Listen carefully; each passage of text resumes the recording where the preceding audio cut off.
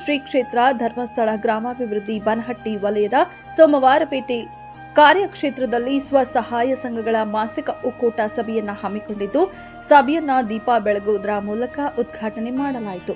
ಕಾರ್ಯಕ್ರಮದಲ್ಲಿ ನಡೆದಾಡಲು ಸಾಧ್ಯವಾಗದ ವಿಶೇಷ ಚೇತನ ಸಿದ್ದು ಯಕಂಚಿ ಇವರಿಗೆ ವೀಲ್ ಚೇರ್ ಹಾಗೂ ಅನಾರೋಗ್ಯದಿಂದ ಬಳಲುತ್ತಿರುವ ಮಲಗಿದ್ದಲ್ಲೇ ಮಲಗುವ ಆಶಾಬಾಯಿ ಅವರಿಗೆ ವಾಟರ್ ಬೆಡ್ ಅನ್ನ ಶ್ರೀ ಕ್ಷೇತ್ರ ಧರ್ಮಸ್ಥಳ ಗ್ರಾಮಾಭಿವೃದ್ಧಿ ಯೋಜನೆ ವತಿಯಿಂದ ಬನಹಟ್ಟಿ ವಲಯದ ಮೇಲ್ವಿಚಾರಕರಾದ ಶಿವಾನಂದ, ನಗರಸಭೆ ಸದಸ್ಯರಾದ ಸುರೇಖಾ, ಪ್ರಕಾಶ ಮನಗೋಳಿ, ಸುಶೀಲವಾಣಿ, ಪತ್ರಿಕೆ ಪತ್ರಕರ್ತರಾದ ಶಶಿಕಾಂತ ಕಾಂಬ್ಳೆ, ಒಕ್ಕೂಟ ಅಧ್ಯಕ್ಷರಾದ ಆಶಾ ಜೋಶಿ ಇವರುಗಳು ಫಲಾನುಭವಿಗಳಿಗೆ ವಿತರಿಸಿದರು.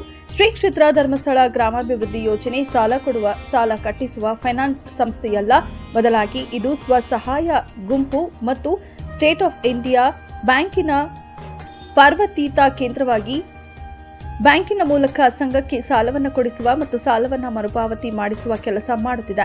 ಇದರೊಟ್ಟಿಗೆ ಸಮಾಜದಲ್ಲಿರುವ ಪ್ರತಿಯೊಬ್ಬ ವ್ಯಕ್ತಿಯು ಸಾಮಾಜಿಕವಾಗಿ ಅಭಿವೃದ್ಧಿ ಹೊಂದಬೇಕು, ಅವರು ಕೂಡ ಸಮಾಜದ ಮುಖ್ಯವಾಹಿನಿಗೆ ಬರಬೇಕು, ಆರ್ಥಿಕವಾಗಿ ಸಬಲರಾಗಬೇಕೆಂದು ಹಲವಾರು ಕಾರ್ಯಕ್ರಮಗಳನ್ನು ಜಾರಿಗೆ ತರುತ್ತಿದ್ದು, ಅದರಲ್ಲಿ ಮುಖ್ಯವಾಗಿ ಸಮುದಾಯ ಅಭಿವೃದ್ಧಿ ಕಾರ್ಯಕ್ರಮ.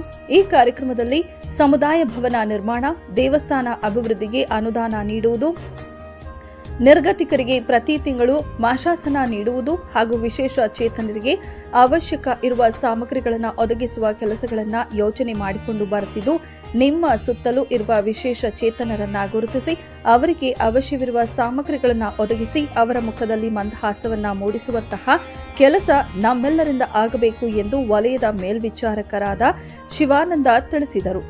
ಕಾರ್ಯಕ್ರಮದಲ್ಲಿ ಸೇವಾ ಪ್ರತಿನಿಧಿ ಗೀತಾ, ಸ್ವಸಹಾಯ ಸಂಘಗಳ ಸದಸ್ಯರು ಉಪಸ್ಥಿತರಿದ್ದರು.